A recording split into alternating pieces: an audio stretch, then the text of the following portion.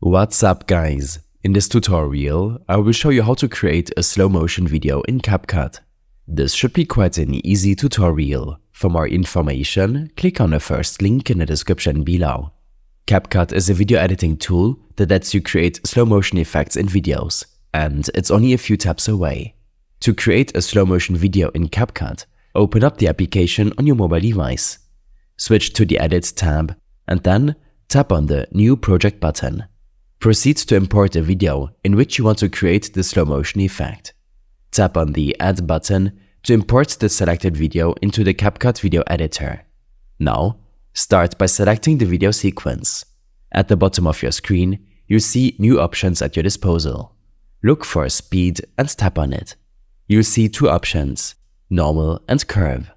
If you're starting with slow motion video making, I'd suggest you go with Normal. Otherwise, choose Curve. Normal provides you with a simple UI where you can only adjust the video speed linearly, as well as enable or disable the audio pitch. Curve, on the other hand, allows for more creative freedom besides using some popular presets for cool slow motion effects. Tap on Custom to make a unique slow motion curve. You see 5 keyframes by default to render your slow motion. Start by sliding up or sliding down the keyframes. If you feel like you're running short on keyframes, you can always tap the Add Beat button. Similarly, you can also delete keyframes in case you only require 4 or less.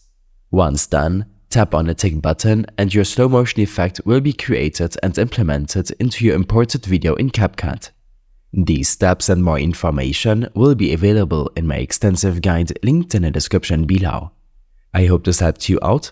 Leave a comment if you have any questions and see you in the next one.